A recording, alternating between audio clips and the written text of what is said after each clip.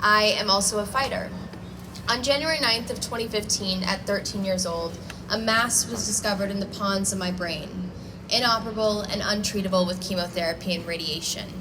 I was sent home that day with no next medical steps. 7 years later, I am still fighting. And I'm gonna be honest with you guys, I am tired of fighting. I'm tired of fighting for my health.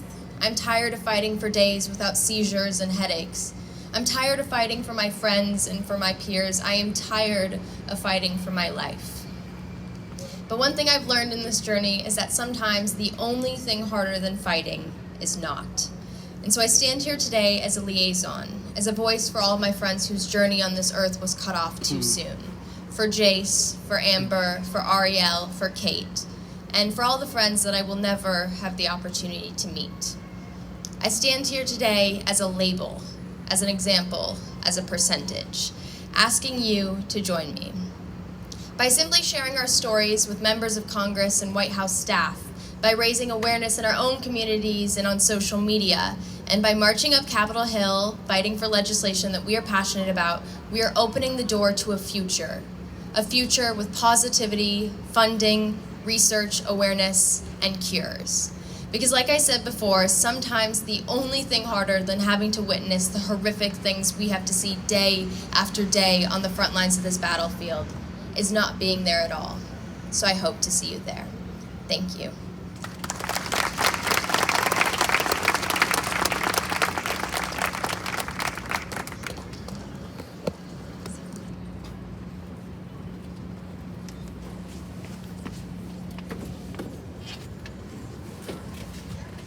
Good evening. My name is Hannah Adams, and I'm a 19-year-old from Birmingham, Alabama. When I was 5.5 years old, I was diagnosed with stage 3 Wilms tumor kidney cancer, which meant that a softball-sized cancerous tumor was enveloping my left kidney. My days of dancing, swimming, and playing with my friends turned into hospital visits and questioning, why was cancer now a part of my life? I'm sure a lot of you all can relate to that. I felt like a part of my childhood was taken away from me.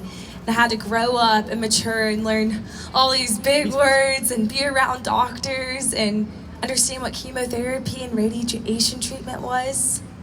I was declared cancer-free over 12 years ago, and that's when I realized that my mission in life was to help other children who are battling cancer. I've had the opportunity to come to CureFest for now 6 years. And during that time, I've met some incredible and inspiring individuals like yourselves who remind me why we must continue to fight for change, why we must continue that they can hear our voices. I've seen that legislation is the way that we are going to create funding for research that will ultimately find better treatment options for these kids, so there's less long-term side effects. Children are 25% of our population, but 100% of our future. That's why we must continue to fight for change. That's why we must continue to bring together as a community and work together so one day, no child will ever gonna have to hear the words, "You have cancer." Thank you for being here tonight.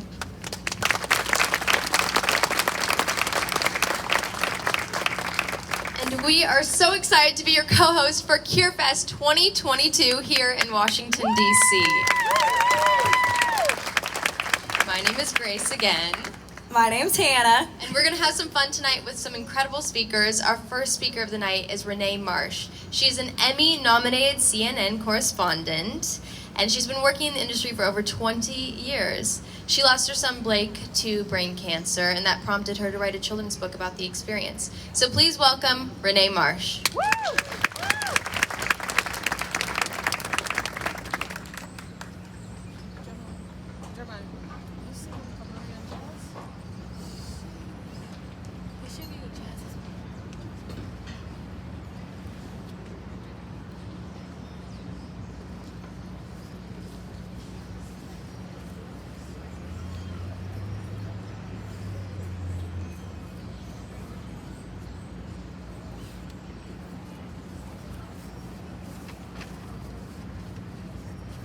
All right, good evening, everyone. I'm so happy to be here. If you will indulge me for just a few minutes, I would love to tell you a little bit about my son, Blake. He loved music, loved classical music, Mozart, and he loved reggae music, Bob Marley.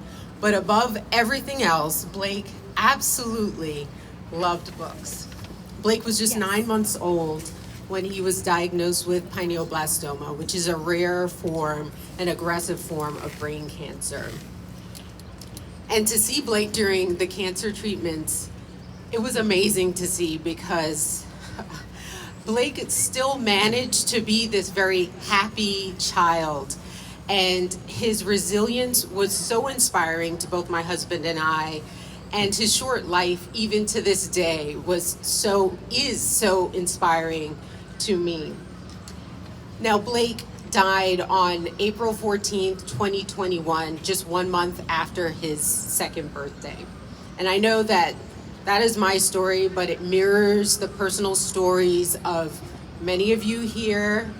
And as I look out into this crowd, I see unfamiliar faces, people I have never met before, but yet I feel familiar because many of you are potentially walking this journey, this rough and rugged terrain that we know as pediatric cancer. Many of you have done this journey already. And we all know that it produces this strength that we did not know that we had. But also this process of producing endurance that is necessary in order to witness a child that you deeply love suffer from this just evil disease, that can be exhausting. And being strong is tiring. But even in our fatigue, we must have hope. Hope for better, more effective, less toxic treatments. Hope for more funding for pediatric cancer research. Hope for more cures. And hope that our children can live actually full lives. But I am aware, fully aware, that hope cannot change the diagnosis. But I do know that hope can help you survive the worst that life has to offer.